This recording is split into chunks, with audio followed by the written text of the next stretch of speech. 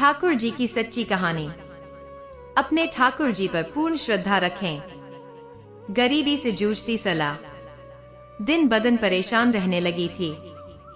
भगवान के प्रति उसकी असीम श्रद्धा थी और नित्य नियम करके ही दिन की शुरुआत करती थी। आज भी नहा धोकर घर की पहली मंजिल पर बने पूजा घर में जाकर उसने श्रद्धा के साथ धूप बत्ती की और कल रात जो उसके पति को तनख्वाह मिली थी उसे भगवान के चरणों में अर्पित कर दी। पूजा खत्म करके वह घर के कामों में लग गई। बच्चों को तैयार करके उसने स्कूल भेज दिया और पति के लिए चाय नाश्ता बनाने लगी। पति नहाकर जैसे ही पूजा घर की तरफ बढ़ा, कमरे में धुआं निकल रहा था। वह अंदर की तरफ भागा। उसने जोर से आवाज दी, सरला क्या हुआ? वह भी आवाज सुनकर ऊपर की ओर भागी। हे राम, यह क्या हुआ? कमरा धुएं से भर गया था। शायद पंखे के कारण जोत से आग फैल गई थी। पास पड़ी सभी धार्मिक किताबें और कुछ फोटो जलकर राख हो गए थे। वह वही जमीन पर बैठ गई। अब क्या होगा? कैसे बताएं पति को कि जो पैसा वह महीना भर मेहनत करके लाया था सब उसने स्वाहा कर दिया। उसका अंतर मन रो रहा था। पति बोला, चलो कोई बात नहीं, जब जो होना था सो हो गया। शुक्र करो कमरे में कोई सामान नहीं था, नहीं तो पता नहीं क्या होता। यह सब बाद में संभाल लेना, अभी मुझे काम के लिए देर हो रही है। सरला का दिल बैठा जा रहा था। मन ही मन खुद को कोसती जा रही थी। क्या जवाब देगी पति को जब वह पैसों के लिए पूछेगा? सामान की लिस्ट बना लेना, शाम को बाजार चलेंगे, राशन वगैरह लाना है ना? हाँ बना लूंगी, दुखी मन से वह बोली। पति के निकलते ही उसने घर को ताला लगाया और अपने सुख दुख की सहेली रुक्मणी के घर पहुंची। उसे देखते ही सरला रोते हुए उससे लिपट गई। अरे क्या हुआ, रो क्यों रही हो? सारी घटना सुनकर वह भी परेशान हो गई। उसे सांत्वना देते हुए बोली, भगवान पर भरोसा रखो, वह सब भला ही करेंगे। वह चुपचाप उठी, कदमों से घर की तरफ चल दी। घर का ताला खोल अच्छे मन से वह पूजा घर में जाकर बैठ गई। जले हुए सामान के बीच भगवान की फोटो उल्टी पड़ी हुई थी। उसने उसे सीधा कर दिया। तभी उसकी आंखें फैल गई। जिस प्लेट में उसने रुपए रखे थे वह जो रुपए थे वो सही सलामत पड़े थे। कांच का फ्रेम होने के कारण उसने प्लेट को पूरी तरह ढक दिया था। अचानक यह सब देख सरला की आंखों से खुशी के आंसुओं का सैलाब बहने लगा। भगवान के प्रति उसका विश्वास, आस्था अचानक से और मजबूत महसूस होने लगी। अपने भगवान पर हमेशा विश्वास बनाए रखना। मेरे ठाकुर कभी किसी का गलत या अमंगल नहीं होने देते। कभी कभी आपको लगता होगा कि आपकी जिंदगी में कुछ भी सही नहीं चल रहा।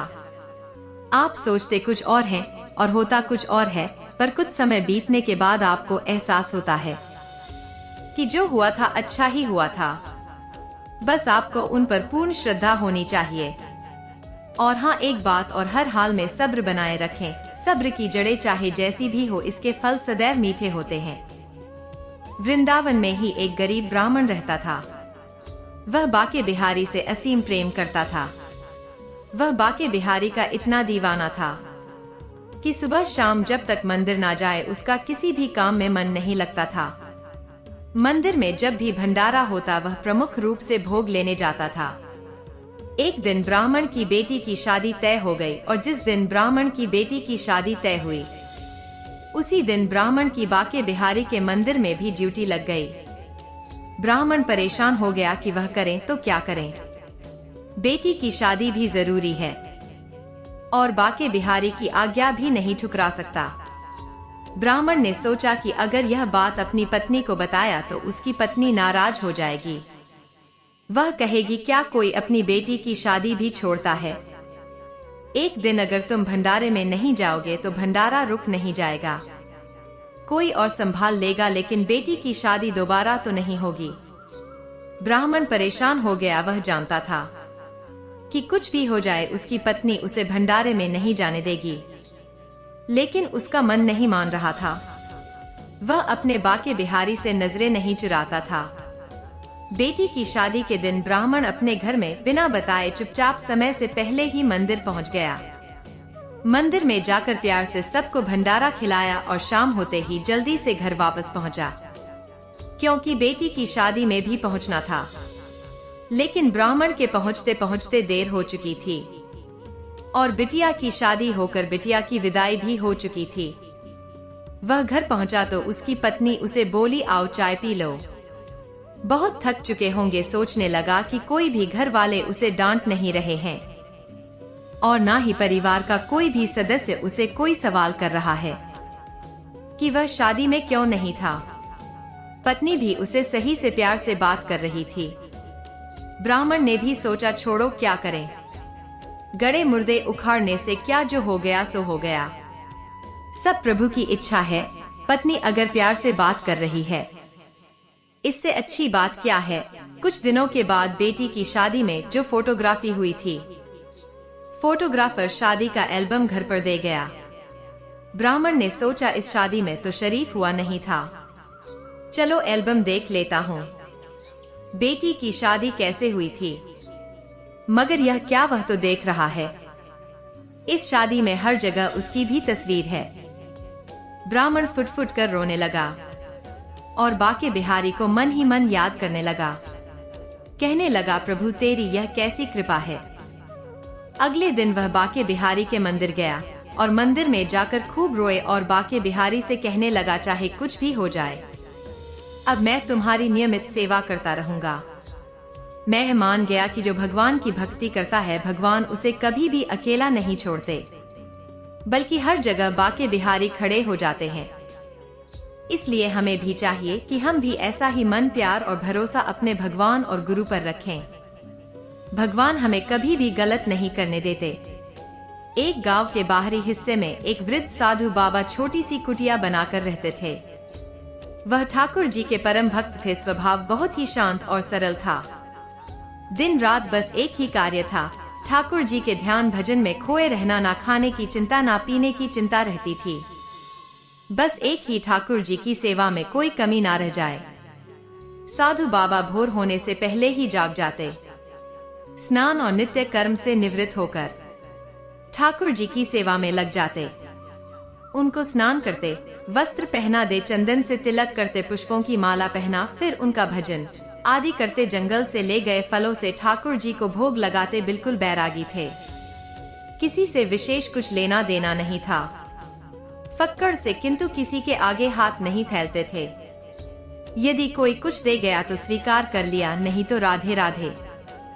फक्कड़ होने पर भी एक विशेष गुण उनमें समाहित था। उनके द्वार पर यदि कोई भूखा व्यक्ति आ जाए तो वह उसको बिना कुछ खिलाए नहीं जाने देते थे।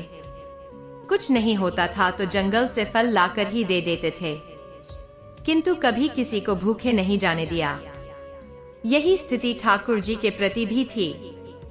उनको इस बात की सदैव चिंता सताती रहती थी कि कहीं ठाकुर जी किसी दिन भूखे ना रह जाए। उनके पास कुछ होता तो था नहीं, कहीं कोई कुछ दे जाता था तो भोजन बना लेते थे, अन्यथा वह अपने पास थोड़ा गुड़ अवश्य रखा करते थे। भोजन बनाते थे तो पहले ठाकुर जी को अर्पित करते, फिर स्वयं ग्रहण करते। कभी भोजन नहीं होता था तो गुड़ से ही काम चला लेते थे। थोड़ा गुड़ ठाकुर जी को अर्पित करते और फिर थोड़ा गुड़ खाकर पानी पी लेते थे। एक बार वर्षा ऋतु में कई दिन तक लगातार वर्षा होती रही। जंगल में चारों ओर पानी पानी भर गया। जंगल से फल लाना संभव नहीं रहा। उनके पास रखा गुण भी समाप्त होने वाला था। तब अब बाबा को चिंता हुई। सोचने लगे, यदि वर्षा इसी प्रकार होती रही तो मैं जंगल से फल कैसे ला पाऊंगा, ठाकुर जी को भोग कैसे लगाऊंगा। गुड़ भी समाप्त होने वाला है, ठाकुर जी तो भूखे ही रह जाएंगे। दूसरी चिंता, यदि द्वार पर कोई भूखा व्यक्ति आ गया तो उसको क्या खिलाऊंगा। यह सोचकर वह गहरी चिंता में डूब गए। उन्होंने निश्चय किया कि अब से मैं कुछ नहीं खाऊंगा, जो भी मेरे पास है वह ठाकुर जी और आने वालों के लिए रख देता हूँ।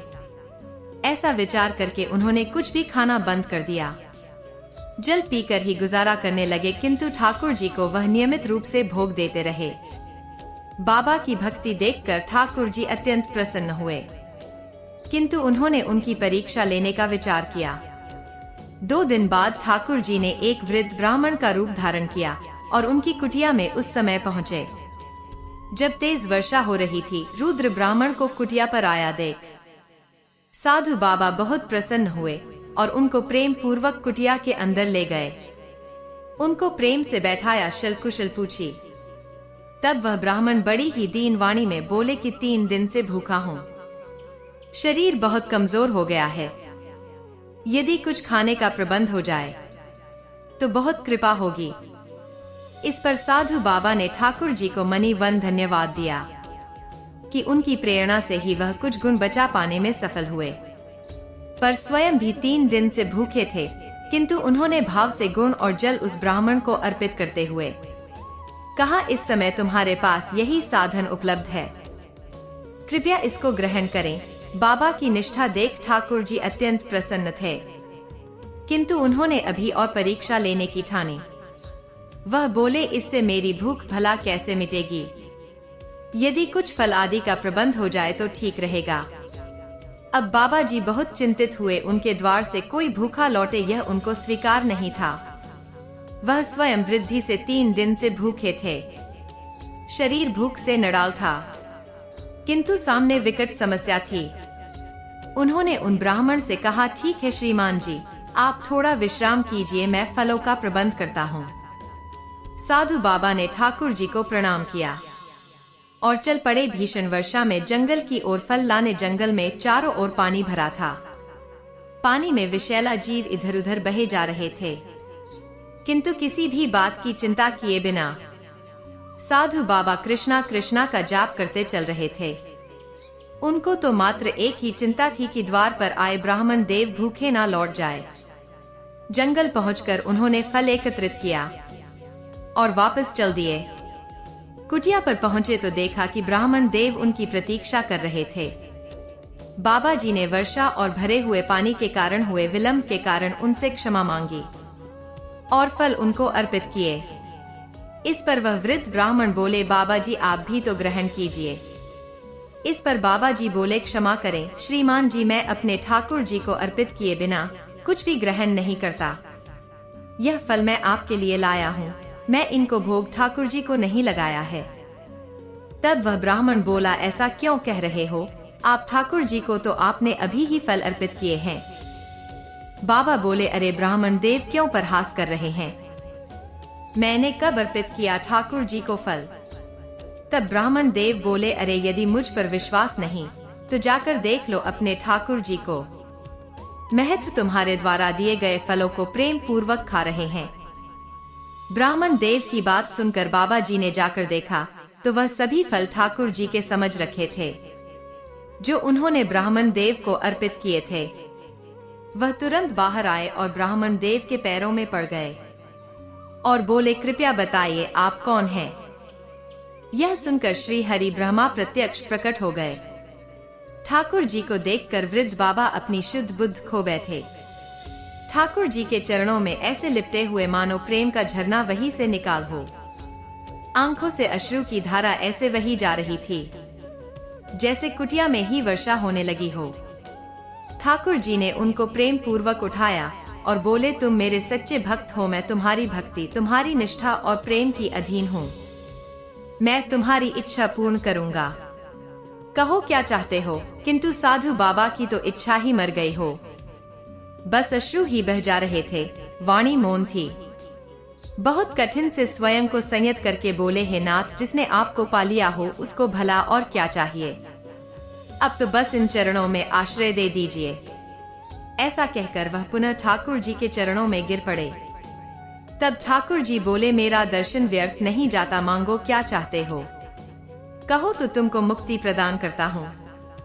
यह सुनते ही बाबा विचलित होते हुए बाबा बोले, हे हरिनाथ, मुझको यूं ना छलिए, मैं मुक्ति नहीं चाहता।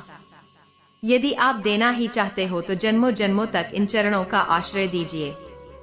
हे नाथ, बस यही वरदान दीजिए कि मैं बार बार ऐसे धरती पर जन्म लूं और हर जन्म में आपके श्री चरणों के ध्यान में लगा रहूं, हर जन्म में इसी प्रकार आपको प्राप्त करता रहूं। तब श्री हरि बोले, तथास्तु। भगवान के ऐसा कहते ही साधु बाबा के प्राण श्री हरि में विलीन हो गए। आपको यह कहानी कैसी लगी कृपया कमेंट करके मुझे जरूर बताएं और चैनल को सब्सक्राइब और कहानी को शेयर जरूर करें। बहुत बहुत धन्यवाद। मिलते हैं अगली वीडियो में, तब तक के लिए जय श्री कृष्णा।